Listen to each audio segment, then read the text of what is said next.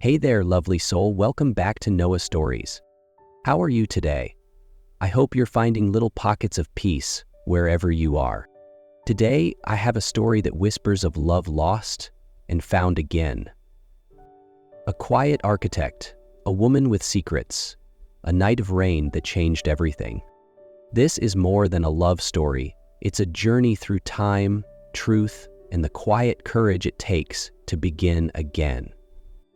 So, settle in, breathe deep, and let your heart follow their footsteps. Because sometimes love doesn't fade, it just waits for the right moment to return. That spring, Portofino wore a golden veil of sun and blossoms. Matteo Rinaldi, a rising star in Italian architecture, stepped into the lavish setting of Palazzo d'Oro, where the country's elite gathered for a mid-spring gala. Social events were never Matteo's style, but this time was different. He had just completed the restoration of a historic opera house and was attending as a guest of honor. Still, he entered the grand ballroom with his usual reserved demeanor, eyes scanning the crowd as if searching for something or someone he didn't yet know he was missing. Then he saw her. Isabella De Luca stood near the tall arched window, bathed in silver moonlight. Her emerald gown clung to her frame with effortless grace, and her dark curls spilled down her back like ink on silk. But it was her eyes that stopped him, deep, reflective, as if holding centuries of stories. She laughed softly at something her companion said, and the sound landed in Matteo's chest like a skipped heartbeat. "Who is she?" he murmured aloud. "Isabella De Luca," answered Enzo, his closest friend and business partner. "Lorenzo De Luca's daughter. Off limits, guarded like national treasure." But Matteo didn't hear the warning, at least not with his heart. His feet moved instinctively, drawn to her by a current he couldn't explain. Their eyes met, and the world blurred into silence. "Signorina De Luca," he said, bowing slightly. "My name is Matteo Rinaldi." Her gaze lingered on him before a soft smile played on her lips. "The architect," she replied, her voice like music. "I admired your work on the San Lorenzo restoration." A beginning, simple and delicate, but fate had already begun to weave a story neither of them would ever forget. 3 weeks had passed since their first meeting. Matteo and Isabella had shared a few brief exchanges at art shows, dinners, and chance encounters. Each time their eyes found each other across rooms full of noise and faces, and in those fleeting moments, something stirred. Something undeniable. Then came the rain. They had just left an exhibition at Galleria Moretta when the skies opened over Portofino. Matteo took her hand, laughing as they dashed through the narrow cobblestone streets, soaked and breathless. By the time they reached his apartment near a quiet square, both were dripping wet, their hair clinging to their skin. "Just until the rain stops," Matteo offered as he opened the door. Inside, Isabella wandered slowly, examining the sketches pinned on the walls. Opera houses, old theaters reborn, towers climbing toward sky. She turned to face him, her dress heavy with rain, her eyes brighter than ever. "You see the world not as it is, but as it could be," she said, running her fingers over a charcoal rendering. "You build beauty from brokenness." "And you," Matteo replied softly, "are the most beautiful thing this world has ever promised me." She turned, didn't answer, just placed her hand over his heart and pulled him toward her. That night, with the storm whispering against the windows and candlelight flickering around them, they discovered each other, without fear, without pretense. In that space, nothing else existed. Not the past, not the future.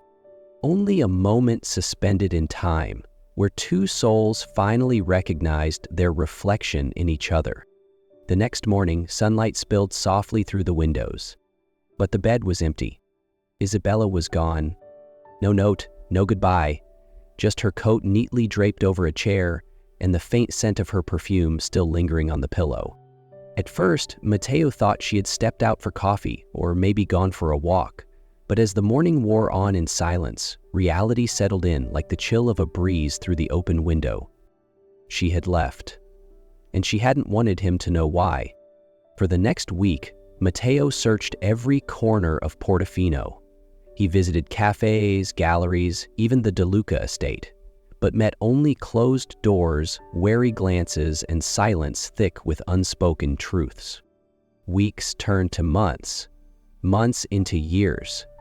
Matteo buried himself in work, restoring churches and theaters, but inside he was hollow, no matter where he went. Milan, Vienna, Florence, her shadow followed him. He tried to date again, tried to forget, but no other woman had her eyes. No touch felt like that night in the rain. His friend Enzo once told him, "You have to learn to move on." But how does one move forward when part of your soul has vanished without a single goodbye? In the 8th year since Isabella's disappearance, Matteo was working in his Florence studio when an unexpected visitor appeared. "Giulia De Luca," she introduced herself, her voice calm, her eyes heavy with knowing. "I'm Isabella's cousin." Matteo's breath caught at the name. He hadn't heard it spoken aloud in years. Giulia pulled a weathered envelope from her coat. Inside was a newspaper clipping from Vienna, a feature on one of Matteo's restored opera houses, folded with it a single pressed flower. "A forget-me-not. This arrived at my home in Rome 3 years ago," she said. "No name, no note, but I know who sent it." Matteo said nothing, staring at the delicate blue petals as if they carried the weight of his entire past. "She didn't leave because she wanted to," Giulia continued. "Isabella was pregnant. After that night, when her father found out, he threatened to erase the pregnancy, and possibly erase you too." The room fell into stillness. Matteo's fingers clenched around the envelope, his heart pounding. For years he had lived with questions that had no answers.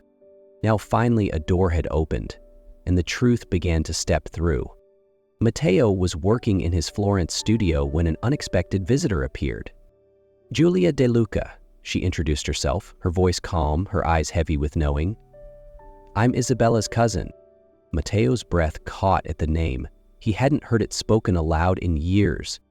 Giulia pulled a weathered envelope from her coat. Inside was a newspaper clipping from Vienna, a feature on one of Matteo's restored opera houses. Folded with it, a single pressed flower. "A forget-me-not. This arrived at my home in Rome 3 years ago," she said. "No name, no note, but I know who sent it." Matteo said nothing, staring at the delicate blue petals as if they carried the weight of his entire past. "She didn't leave because she wanted to," Giulia continued.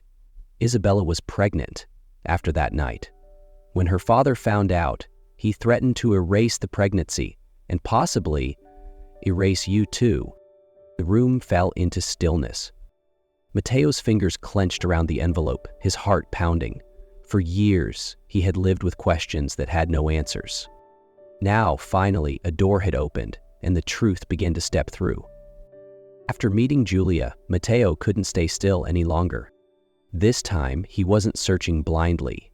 He had a name, Sofia Navarro, the alias Isabella had used, and a place, the coastal towns of southern Italy, where someone had once seen her. He set out along the Amalfi coast, Sorrento, Positano, Amalfi, stopping at bookshops, flower stands, quiet cafes. People smiled kindly, shook their heads, offered faint memories. Then, in a cramped little bookshop in Atrani, an old woman leaned in. "There was a woman named Sofia here," she whispered. "Left 2 years ago. She had twin boys, dark curls, bright eyes, looked like her, but there was something in them that didn't come from her." Matteo's breath caught. He was close, he could feel it. For the first time in 8 years, it wasn't a dream or a shadow he chased. It was her, and he was going to find her. That afternoon, the rain returned. It poured over the hills above Vietcree as if fate itself were recreating a long-lost moment. Matteo, umbrella folded and forgotten in his hand, hurried up the muddy path toward the small white cottage nestled among olive trees. The door creaked open just as he arrived. A woman stepped onto the porch and froze. Rain soaked her sweater, her hair clung to her cheeks, but her eyes, wide, stunned, disbelieving, were unmistakable. "Isabella," Matteo whispered, voice breaking. 2 boys burst out behind her, olive leaves in their hands, laughing. One of them saw him, tugged at her sleeve, and whispered, "Mama, is that Papa, the one from the pictures?" She didn't speak. Her lips trembled, her eyes filled. Then she nodded, "Yes, that's your father." Matteo climbed the steps, heart pounding. He looked at the two boys. Soft curls, familiar hazel eyes, children he hadn't known existed. Pieces of his soul, living and breathing before him. Isabella stepped forward and placed her hand against his chest, over the same heart that had never stopped beating for her. "I've searched for you for 8 years," Matteo said softly. She broke down, folding into his arms. And together, Matteo, Isabella, and the sons they never shared until now stood reunited in the rain, wrapped not only in water and tears, but in the love that had never left. Once the boys had drifted off to sleep, Matteo and Isabella sat by the fire, the soft crackling the only sound between them for a long moment. "You have every right to be angry," Isabella said, her voice hoarse from tears. "But you deserve the truth. I didn't disappear because I wanted to." She told him everything, how she discovered she was pregnant the morning after their night together, how her father, Lorenzo De Luca, powerful and ruthless, had threatened to erase the pregnancy, and if Matteo came near, he would take care of him too. "I left that night," she whispered. "No goodbye, no letter. I had to protect you and our children." Matteo was silent, pain tightening his chest. All those years of wondering, hurting, only to realize she had suffered alone, raising their sons in hiding. He reached for her hand. "I'm not angry," he said softly, "just heartbroken, for all the time we lost. But you don't have to run anymore. I'm here now, and I won't let you face another day alone." The next morning, golden sunlight slipped through the curtains as the boys tiptoed into the living room. Matteo was already there, gently holding one of their drawings, a pencil sketch of a towering castle. "Did you two draw this?" he asked, smiling warmly. Both boys nodded. Lorenzo, the bolder one, spoke up. "Mama says you're an architect. Is it true?" "It is," Matteo answered, his voice catching slightly. "And you both have my eyes." That morning, they built a small wooden model house together. Matteo showed them how to measure angles, steady foundations, the same lessons his own father once taught him. From the porch, Isabella watched silently, a warm mug in hand. For the first time in 8 years, she saw Matteo truly smile as one of the boys called out, "Papa, look at my roof." In that moment, family was no longer a distant hope. It was here, alive, and finally whole. A few days later, while Matteo and the boys were rebuilding the chicken coop, Isabella received a short, unsigned letter. In sharp, slanted handwriting, the Marino family requests a meeting to settle the past. Her hands trembled. The Marinos, relatives of the man her father once arranged for her to marry, a union built on status, not love, one she had fled from without a word. They arrived on a quiet afternoon. An older gentleman, refined yet stern, stood beside a younger man, the very one who had once been called her future husband. "We are not here to reclaim you," the elder Marino said. "We're here to protect our name. When you vanished, it made us look weak." Matteo stood beside Isabella, hand in hers. "We're not hiding anymore," he said calmly. "We're returning to Venice, with our sons, with pride. No more secrets." Isabella nodded. "If anyone asks, we'll tell them the truth. I chose love, not a contract signed behind closed doors." The older man glanced at the boys through the window, their laughter drifting out to the porch. His face softened. "Then let this be the end of it," he said quietly. "But at least they'll say you chose love over legacy." Their car pulled away, leaving behind a peace deeper than silence. A week after the meeting with the Marino family, the little cottage on the hillside was finally quiet. Truly quiet. No more anonymous letters, no more whispers from the past. Matteo and Isabella had begun packing. They were going back to Venice, not in hiding, not in fear, but as a family. "Where will we live?" Lorenzo asked as he helped his father fold a shirt. "Somewhere near the canals," Matteo smiled. close to where I first met your mother." Matteo, the quieter twin, looked at Isabella. "Will Nano know where we're going?" Before she could answer, the sound of a car pulling into the driveway stopped them all. Isabella stepped out onto the porch, and her body froze. Matteo followed her gaze and saw the man she had once feared more than any other. Lorenzo De Luca, her father, the powerful, ruthless man who had once ruled over her life like a shadow. Now he stood alone. No bodyguards, no polished car, just an old man with silvered hair holding his hat in trembling hands. "My daughter," he said softly, "give me a moment and a chance." No one spoke. Matteo gently ushered the boys back inside. Lorenzo stepped closer. 8 years. I searched for you in every way I knew, detectives, photos, money. But in time, I understood. You didn't want to be found. You told me you'd take care of Matteo if he came near me, Isabella replied, her voice tight. You made me believe silence was the only way to protect him, and our sons. Her father bowed his head. And I was wrong. The cruelest truth I've learned is that everything I claimed was for you was really for me. My pride, my legacy. I never asked what you wanted. I just decided. From his coat, he pulled a bundle of sketches, drawings Isabella had sent anonymously over the years to galleries, friends, small exhibits. I collected them, he said quietly, from everywhere. I didn't want to expose you. I just wanted to know you were still out there. Isabella's breath caught. Some of those sketches she barely remembered. One of Matteo, another of the boys sleeping, her visions of a life she never thought she'd have. I only ask one thing, Lorenzo said, voice trembling. Let me meet them, just once, my grandsons. She looked at Matteo. He didn't hesitate. He nodded gently. They deserve to know their grandfather, he said, not the man you were, but the one you can choose to be now.